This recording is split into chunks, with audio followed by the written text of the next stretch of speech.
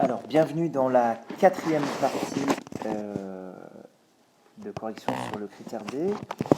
Dans cette partie, nous allons parler du degré de précision. Donc, c'est la dernière chose qu'on va vous demander dans l'évaluation. Ici, il ne s'agit pas de faire des vérifications, il s'agit de parler de comment on a choisi de présenter le résultat final. D'accord? Donc, ici, c'est quelque chose de vraiment très mathématique que vous avez appris en C1, en C2. On attend de parler d'arrondi et de nature de nombre. Okay? Donc, ça va, votre réponse doit se dérouler en 3 temps. C'est les 3 verbes ici: décrire, expliquer, justifier. Alors, décrire, il s'agit ici de donner la nature de votre résultat.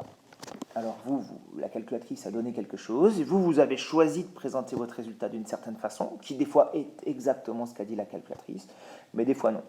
Donc ici, on donne la nature. Est-ce que c'est un nombre décimal? Est-ce que c'est une fraction? Est-ce que c'est un nombre entier? Donc nous ici, nos résultats sont des nombres entiers. Hein. Il y a 280 filles, 490 élèves, 56 garçons en C3, 210 garçons dans l'école. Ok. Ensuite, on demande du coup de faire le lien avec ce que disait la calculatrice. C'est ce qu'on appelle expliquer. Ici, du coup, est-ce que vous avez fait un arrondi ou pas? Si vous avez fait un arrondi, il va falloir expliquer à quel rang. D'accord? J'ai arrondi à l'unité, j'ai arrondi au dixième de l'unité, j'ai arrondi à la centaine de milliers. Peu importe, c'est vous qui avez fait un choix. Il n'y a pas de bonne ou de mauvaise réponse. Il s'agit d'expliquer comment vous avez choisi d'arrondir. D'accord? J'ai fait un arrondi à tel rang, pour avoir 2 chiffres, 3 chiffres, 4 chiffres. Voilà. Ou sinon, comme notre cas ici, nous, on n'a pas eu besoin de faire d'arrondi. La calculatrice nous donnait directement des résultats entiers. Donc moi, qu'est-ce que j'ai fait? Je n'ai pas fait d'arrondi. Et donc, les valeurs que j'ai données, ce n'est pas des valeurs arrondies. Ça va être des valeurs exactes. Ça va dépendre de votre choix, du contexte, de beaucoup de paramètres. Okay? Donc ici, il ne s'agit pas de réciter, il s'agit, encore une fois, de parler de ce que vous avez choisi vous. Et enfin, dernier point, la justification. On vous demande cette fois-ci de justifier pourquoi vous avez fait ça. Là, ce n'est pas difficile, il faut se référer à la vie réelle. D'accord? C'est le contexte de vie réelle qui permet de justifier ce qu'on a fait. Ici, nous, si on reprend le déroulé, on a choisi de présenter nos résultats sous la forme de nombres entiers positifs. C'est des valeurs exactes, on n'a pas eu besoin de faire des arrondis, c'est-à-dire la calculatrice nous donnait directement ces résultats-là.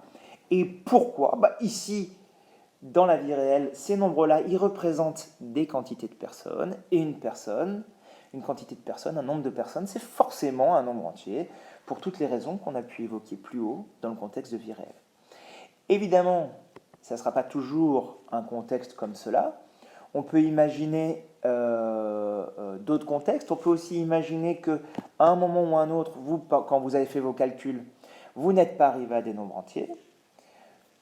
Vous avez pu choisir d'arrondir pour avoir des nombres entiers. Donc mon résultat peut être un nombre entier, par exemple 490, mais je l'ai obtenu en faisant un arrondi à l'unité près. Pourquoi? Parce que un nombre de personnes, c'est forcément un nombre entier. On peut imaginer un autre contexte, au lieu que ce soit des personnes, que ce soit une somme d'argent qu'on était en train de calculer. Donc c'est une quantité d'argent. Et là, on voit bien les prix, comment ils s'expriment en Égypte. Ils peuvent être des nombres entiers, mais souvent c'est des nombres décimaux, et c'est des nombres décimaux avec 2 chiffres après la virgule. Parce que c'est décomposé, la livre est décomposée en piastres, et donc il y a 100 piastres. C'est pour ça qu'il y a 2 chiffres derrière la virgule. À ce moment-là, vous, du coup, vous pouvez choisir de garder 2 chiffres derrière la virgule pour copier ce que vous voyez quand vous allez dans les magasins ou quand vous allez sur Amazon ou ce que vous voulez. Et là, vous aurez comme justification, alors d'abord comme explication que les prix se présentent de cette façon-là, et donc j'ai mis 2 chiffres derrière la virgule pour copier les prix que je vois, et donc ça donne une précision au piastre près, ou à la dizaine de piastres près. On peut être très précis ici, c'est à vous de trouver une explication. Et ensuite, la justification, c'est Parce que dans la vie réelle, une somme d'argent, c'est quelque chose qui s'exprime d'abord dans l'unité, que ce soit dollar, euro, livre sterling, ce que vous voulez, et que la monnaie se décompose comme ça, et qu'on peut observer les prix dehors. Voilà, exactement. Donc ici, pas de bonne réponse, que des réponses qui doivent être adaptées à ce que vous avez écrit. Les réponses que je veux pas, moi, c'est « Oui, mes résultats sont précis parce que j'ai utilisé la calculatrice. » Ça vaut rien. Des résultats où vous suivez d'écrire, expliquer, justifier, mais ça n'a aucun lien avec ce que vous avez écrit vous. C'est pour ça que moi, vous voyez, j'ai réécrit les résultats pour qu'on se dise c'est ça que je dois décrire, expliquer et justifier.